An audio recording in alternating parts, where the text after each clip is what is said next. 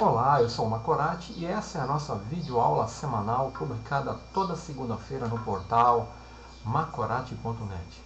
Nessa videoaula eu vou apresentar os conceitos básicos do Entity Framework e do Entity Data Model. O Entity Framework é a ferramenta ORM da Microsoft. O Entity Framework é uma ferramenta que realiza o mapeamento objeto relacional e permite assim trabalharmos com classes que correspondem a tabelas em um banco de dados. O Entity Framework ele parte do modelo relacional e nos gera um modelo de entidades, onde eu tenho classes mapeadas para as respectivas tabelas do banco de dados. Dessa forma, o Entity Framework torna transparente o acesso e faz com que eu não tenha mais a necessidade de escrever códigos onde eu tenha que usar os objetos da Adonet, como Command, Connection, Dataset, Data Reader. E também eu não preciso mais utilizar as instruções SQL, como Select, Insert, Update, Delete na minha aplicação. O Entity Framework ele realiza o mapeamento objeto relacional, gerando as entidades e mapeando-as para as tabelas do banco de dados. Quando ele faz isso, o modelo conceitual, o modelo de armazenamento e o mapeamento entre o banco de dados e o modelo de entidades ficam armazenados em uma especificação externa chamada Entity Data Model, que é o coração do Entity Framework. Dessa forma, eu tenho um modelo de entidades expresso no meu Entity Data Model gerado pelo Entity Framework. Mas por que eu preciso disso?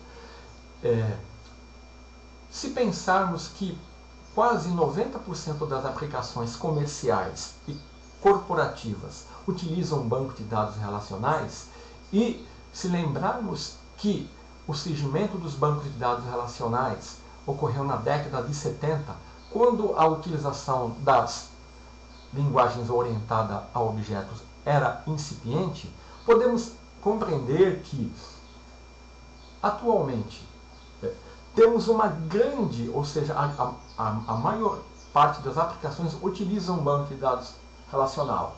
Só que atualmente as linguagens orientadas a objetos são muito utilizadas, né? São as principais linguagens de desenvolvimento de aplicações, são as linguagens orientadas a objeto.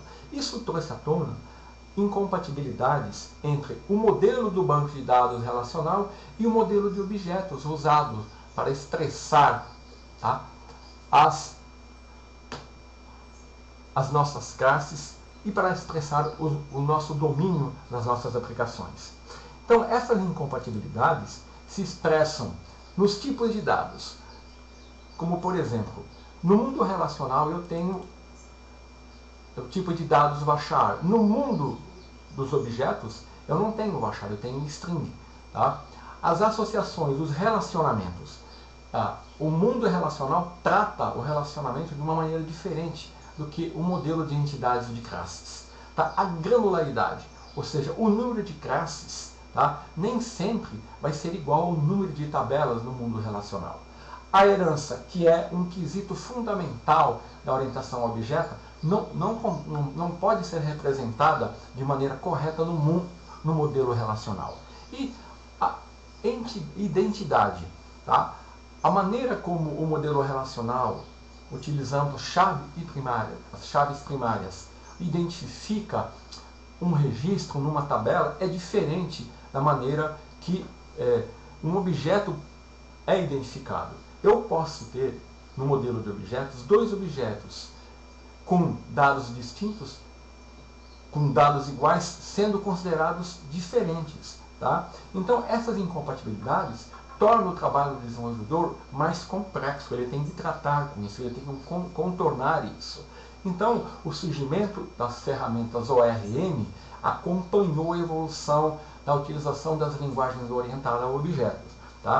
Lembrando que, quando eu utilizo o Entity Framework, eu gero o Entity Data Model, que faz a sua conexão com um banco de dados usando um provedor Adonet. Esse provedor, ele geralmente é desenvolvido pelo fabricante do banco de dados ou por um terceiro.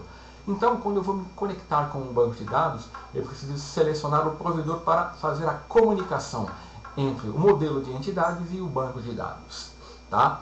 No caso, por exemplo, do MySQL, eu tenho que usar um provedor do MySQL. Então, o Entity Data Model, ele é o modelo de dados, entidade relacional, cujo conceito central são as entidades e os relacionamentos. E essas entidades são instâncias de tipos de entidades, como cliente, produto, categoria, que representam e estão relacionadas com as minhas tabelas no meu modelo. Então, no Entity Data Model, eu tenho 3 arquivos principais, tá?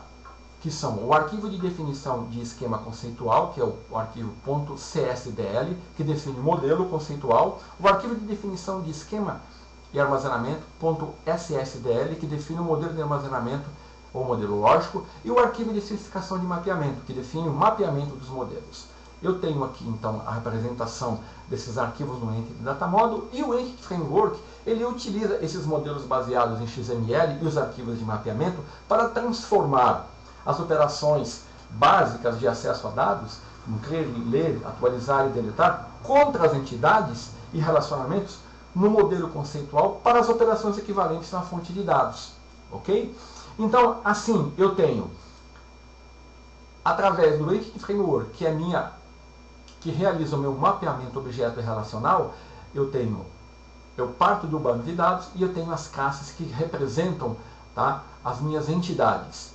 Eu parto do banco de dados e eu vou ter meus objetos em memória. E eu vou trabalhar com esses objetos. Então, o Entity Framework, ele permite trabalhar com as entidades que representam os meus objetos do domínio.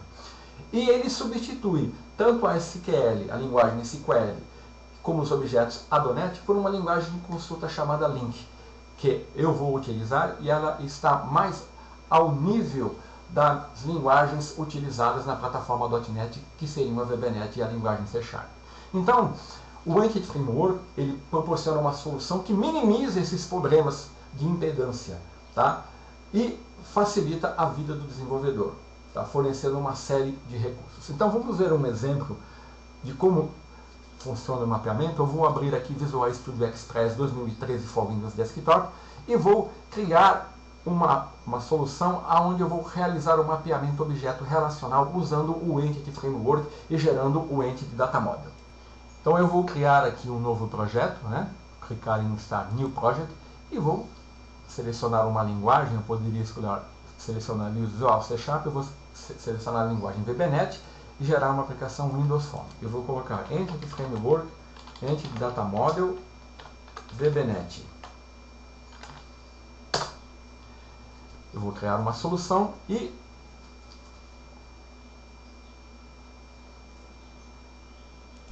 então eu tenho aqui a minha solução. Eu vou visualizar a janela Database Explorer. E aqui eu vou, para tornar o nosso projeto mais aderente às boas práticas, vou incluir um novo projeto do tipo Class Library, que eu vou chamar Entity Framework DAO, aonde eu vou criar o meu modelo de entidades, tá? Então, eu tenho aqui o meu projeto EFDAO, né? E aqui eu vou selecionar no menu Project, Add New Item. E vou selecionar a guia data e vou selecionar Adonet Entity Data Model. E aqui, como eu vou acessar o banco de dados Northwind, eu vou chamar aqui de Northwind. O arquivo EDMX é o arquivo que representa o meu Entity Data Model. Eu vou dar um Add, ele vai me abrir agora o assistente, onde eu vou selecionar a partir da onde que eu vou gerar o meu modelo. Eu vou gerar a partir do banco de dados. Então, vou selecionar Generate from Database e clicar em Next. E aqui eu vou selecionar a conexão com o Northwind.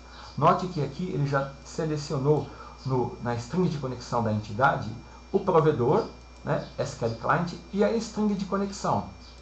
Tá? E ele vai salvar no arquivo appconfig o meu container que representa o Entity Data Module. É através desse nome que eu vou acessar o meu modelo de entidades. Eu vou dar um Next, ele vai me abrir aqui as tabelas do banco de dados para me selecionar as tabelas. Aqui eu vou selecionar a versão do Entity Framework que eu estou usando, que é o Entity Framework 6.0. Tá? Eu já tenho a versão 6.1.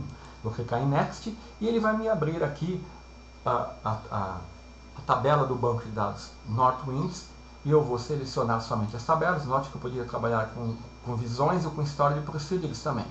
Eu vou selecionar aqui a tabela Customer e a tabela Orders. Tá? Eu poderia selecionar a tabela,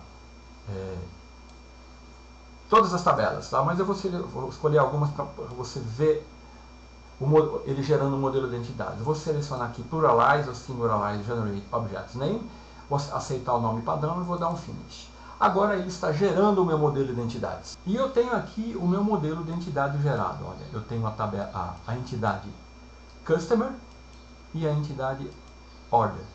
Tá? Se eu clicar aqui e selecionar Mapping Details, olha que eu selecionar a entidade Customer, eu vejo o mapeamento que foi feito. Olha, eu tenho aqui a tabela Customer. Note que o Customer ID é do tipo nchar. Ele mapeou para a minha entidade Customer como um string, né? E assim, para cada campo da tabela, ele mapeou uma propriedade. Tá? O relacionamento entre as tabelas também foi representado por uma associação, né? Onde eu tenho a representação das tabelas, né? E isso é feito, a navegação entre essas duas tabelas é feito pela Navigation Properties, tá? Expressada aqui nessa associação. No meu container, eu tenho aqui o meu Northwind EDMX, que é representado por esse nome e que é acessado através desse nome também. Então, eu tenho as duas entidades mapeadas para as tabelas do banco de dados. E agora eu vou mostrar como podemos acessar. Antes disso, eu vou ter que incluir aqui no meu projeto Windows Form uma referência, né, ao meu projeto onde está o meu modelo de entidades. Tá? Então eu vou dar um OK. Selecionei aqui o meu modelo e agora eu vou dar um build na minha solução. Feito isso, eu vou selecionar aqui o meu formulário e agora eu vou incluir no meu projeto uma Add New Data Source. Agora eu vou acessar o meu modelo de entidades. Então eu não vou acessar no banco de dados nenhum serviço, eu vou acessar objetos. Então eu vou selecionar Object, vou dar um Next, vou selecionar aqui o meu projeto ESDA, onde eu tenho as minhas entidades, vou dar um Finish e eu tenho aqui no meu Data Source as minhas entidades, né, que eu posso arrastar e soltar no meu formulário. Deixa eu dar um rebuild no projeto, que ele está mandando. Pronto. Então agora eu vou fazer isso, eu vou arrastar e soltar a minha tabela Customer no meu formulário. Ele gerou aqui um Customer Binding Source que vai fazer a vinculação entre os objetos e os controles de formulário e o Customer Binding Navigator, que permite fazer a navegação. Agora eu vou clicar duas vezes no evento Load e vou acessar o meu modelo de entidades. Então, para fazer isso, eu tenho que dar um Imports aqui, né, no meu modelo. E para ganhar tempo, eu vou copiar e colar o código que faz isso. Tá? Aqui o código é só isso aqui. Né? Isso aqui veio a mais. Então aqui eu tenho, né, um contexto que cria onde eu estou declarando uma variável que cria uma instância do meu Entity Data Module, representado por Northwind Entities, e aqui eu estou usando a linguagem de consulta link, onde através do meu contexto eu acesso a minha entidade Customer e atribuo ao meu Binding Source. Tá? Se eu executar, note que aqui no meu arquivo EDMX eu tenho os arquivos que compõem o meu EDMX. Agora, se eu executar, eu vou poder visualizar as minhas entidades, tá, no meu formulário.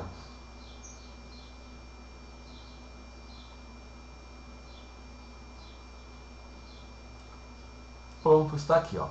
Eu posso navegar, né, nas minhas entidades e, através desse código bem simples, eu, usando o meu Entity Data Module, representado pelo meu container aqui, que é o Not Entities, criei uma consulta onde estou acessando a minha entidade Customers e estou retornando todas as informações dos clientes armazenados nessa entidade, que é o meu modelo de entidades. Tá? E aqui, o resultado da consulta eu atribuo ao meu Binding Source e eu tenho aqui o resultado no formulário, tá? Onde eu acessei o meu modelo de entidades e expressei isso na minha aplicação Windows Forms. Então, você viu que é muito simples através do Entity Framework gerar um Entity Data Module. Existe muito mais a falar sobre o Entity Framework, mas nessa primeira apresentação, creio que você conseguiu ter a noção do poder do Entity Framework. Então, era isso que eu queria falar. Até a próxima videoaula.